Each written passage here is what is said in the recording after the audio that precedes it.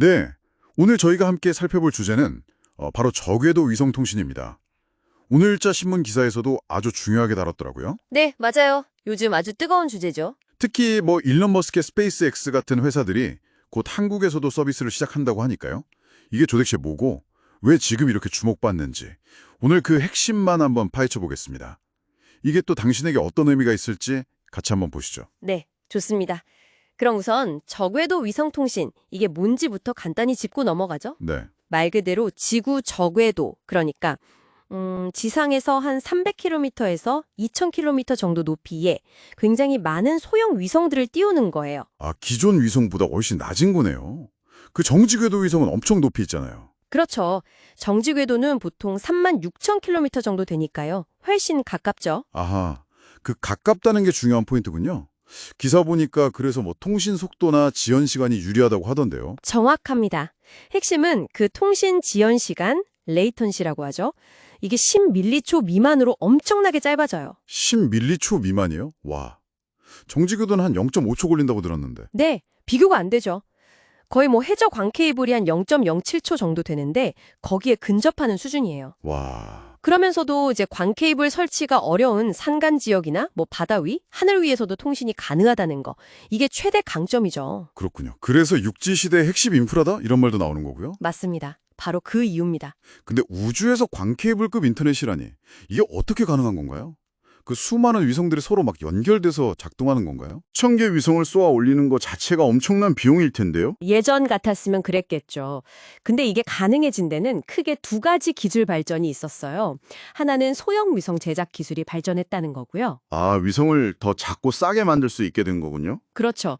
그리고 또 하나는 스페이스X의 팔건 9 로켓처럼 발사체를 회수해서 다시 쓰는 이 재사용 로켓 기술 덕분에 발사 비용이 정말 획기적으로 낮아졌거든요. 그게 결정적이었군요. 알겠습니다. 그럼 하늘에 위성들이 막 떠다니는 건 알겠는데 지상에서는 이걸 어떻게 받아서 쓰는 거죠? 특별한 안테나 같은 게 필요한가요? 네, 당연히 필요합니다. 사용자 단말기라는 게 있어야 하는데요.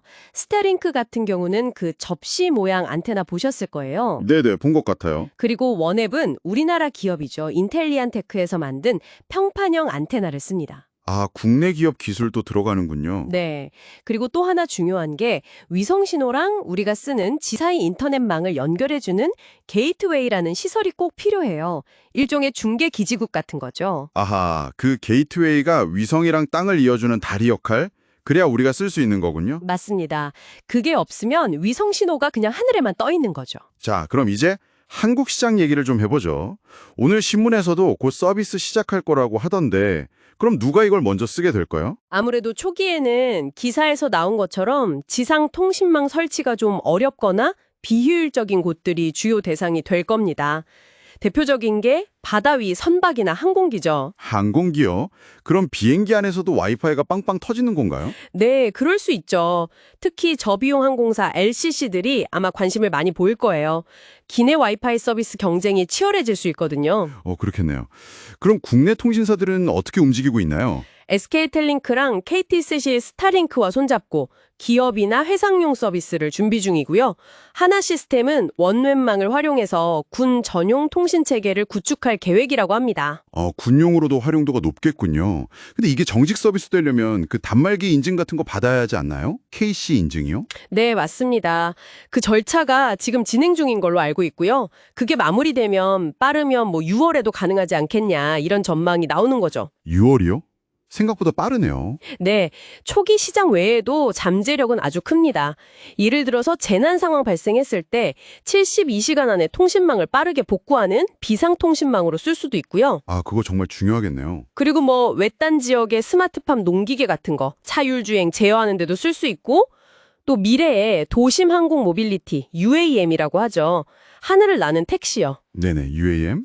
그런 UAM 통신에도 핵심적인 역할을 할 것으로 기대되고 있습니다. 와, 정말 활용 분야가 무궁무진하네요. 근데 이렇게 좋은 점만 있을까요? 혹시 우려되는 점이나 해결해야 할 과제 같은 건 없나요? 오늘 기사 한쪽에서도 살짝 언급된 것 같던데? 당연히 있죠. 가장 큰 걱정거리는 역시 우주 쓰레기 문제입니다. 우주 쓰레기요? 네, 이미 추정치로는 50만 개 이상의 크고 작은 파편들이 지구 궤도를 떠돌고 있다고 해요.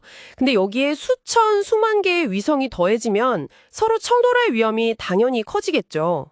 아, 생각만 해도 좀 아찔하네요. 그리고 여러 위성 시스템들이 동시에 운영되다 보면 서로 전파 간섭을 일으킬 수도 있고요.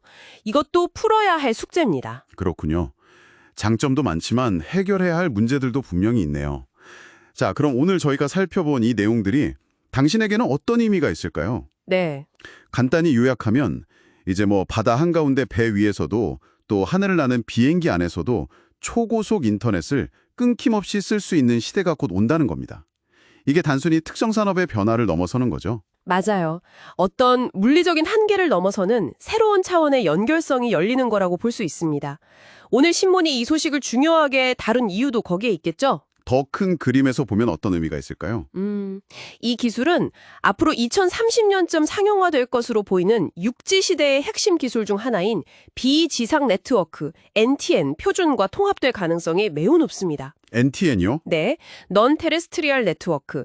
그러니까 지상망이랑 위성망을 하나로 합치는 건데요. 결국 미래 통신 환경에 아주 중요한 기반이 될 거라는 거죠. 알겠습니다. 자, 그럼 마지막으로 이런 질문을 한번 던져봅니다. 지금은 선박, 항공기, 군사용 이런 특정 분야 이야기처럼 들릴 수 있지만요. 만약 언젠가 이 위성 인터넷이 당신의 스마트폰이나 노트북에 바로 연결되는 날이 온다면 어떨까요? 지상기지국의 한계를 완전히 벗어난 그런 초연결 시대, 그 시대는 우리의 일상을 또 어떻게 바꿔놓을지 한번 상상해 보시면 흥미로울 것 같습니다.